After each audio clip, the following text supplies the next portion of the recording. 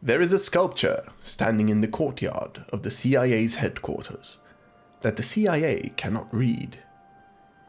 It has been there since 1990. It's covered in nearly 1,800 letters of encrypted text, and the last 97 of them have defeated every codebreaker on Earth for 35 years. The agency, whose job it is to know secrets, walks past one every day at lunch. And recently, this story took a turn nobody saw coming. The answer was sold for almost $1 million. And what the buyer did with it, nobody saw coming. I'm Rook. This is Kryptos. Start in 1988. The CIA is building a new headquarters extension in Langley, Virginia, and someone has the strange idea to commission art for it. The job goes to an American sculptor named Jim Sanborn. He knows metalwork and stone. He does not know cryptography. So he does something wonderful.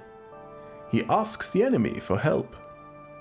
He spends months learning code making from Ed Schneed, the retiring chairman of the CIA's own cryptographic center. Together, an artist and a spy design a monument made of secrets. The result, installed in 1990, is a huge curving screen of copper, like a scroll caught in the wind, with thousands of letters punched clean through the metal. 4 encrypted messages, 4 different methods. Sanborn called it Kryptos, Greek for hidden. At the dedication, he handed the CIA director a sealed envelope with the full solution, and the game began. The first 3 sections fell, but not quickly.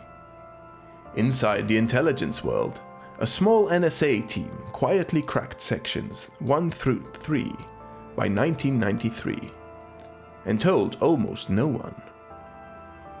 The public didn't find that out for another 20 years, when a records request surfaced the memos.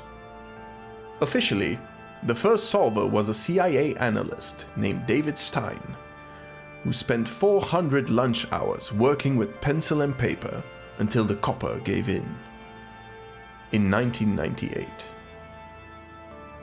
A year later, a California computer scientist named Jim Gillogilly got there with software, and the world finally heard about it. And what did the messages say? This is where Kryptos stops being a puzzle and becomes art. Section 1 is a single haunting sentence about, quote, the totality of illusion, with the word illusion deliberately misspelled, IQLUSION. Section 2 rambles like a spy transmission. It mentions a location, gives exact coordinates, and asks, does Langley know about this? They should. It's buried out there somewhere. Section 3 is a stranger still. Decoded, it becomes the words of archaeologist Howard Carter, describing the moment in 1922 when he broke through the door of Tutankhamun's tomb, held up a candle and was asked, "Can you see anything?" Slowly, out of the darkness, details emerged. And then there is Section 4, 97 letters, 35 years, nothing. Why is it so hard? Because it's short, and because it's layered. The first 3 sections use known methods, difficult but breakable, and they doubled as training. Section 4 appears to use its own system, and 97 characters is simply not much material to attack.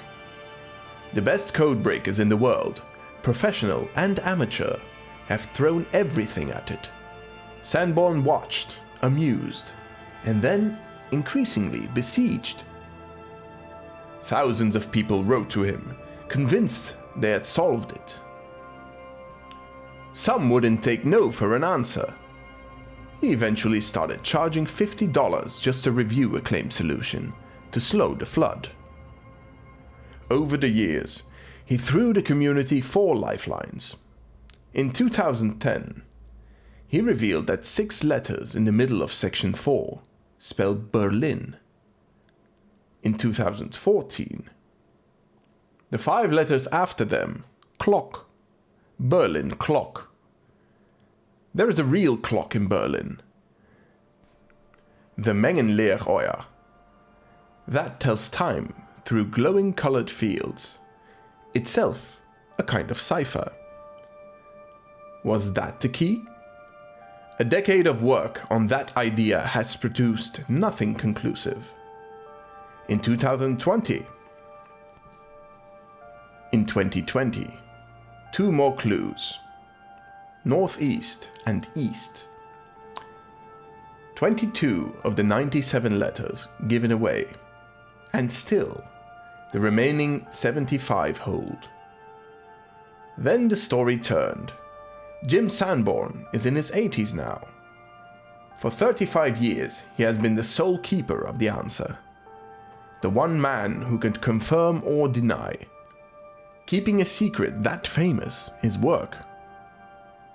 It comes with 3 a.m. emails, obsessives at your door, and one unavoidable question.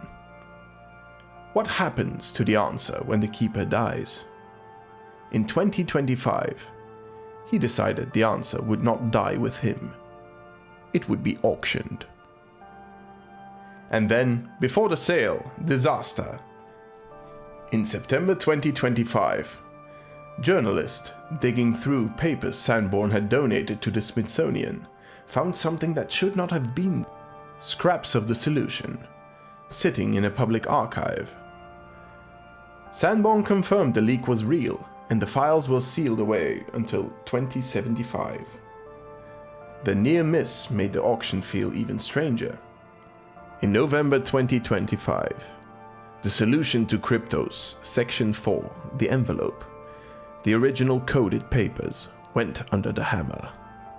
Final price, $962,500. The buyer stayed anonymous for weeks. Then it stepped forward. Paradigm, a cryptocurrency investment firm, and they did something nobody predicted. They locked the answer inside a cryptographic hash and opened the website where anyone can test their own solution, for $1 a guess. The machine tells you if you are right. It never tells you the answer. Sit with how strange that is. The most famous unsolved code in the world has a known answer, on paper, owned by a company that turned the secret into a puzzle machine.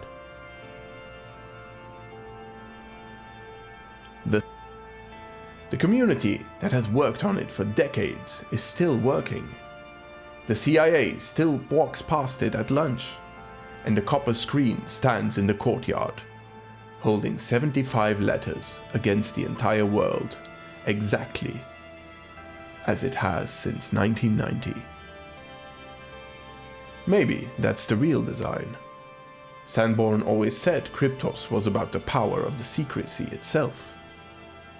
What a secret does to the people who keep it, and to the people locked outside of it. The sculpture has recruited codebreakers, spies, journalists, a crypto firm with $1 million, and all of us, into proving his point.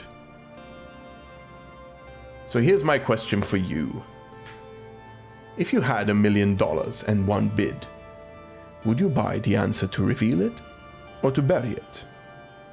And do you think Section 4 will be broken, honestly, before the buyer or the archive ever lets it slip? Tell me your theory in the comments. Subscribe if you want to be here the day the last 75 letters fall, because when it happens, it will happen fast. This is Odd Signal. Keep listening for the strange ones.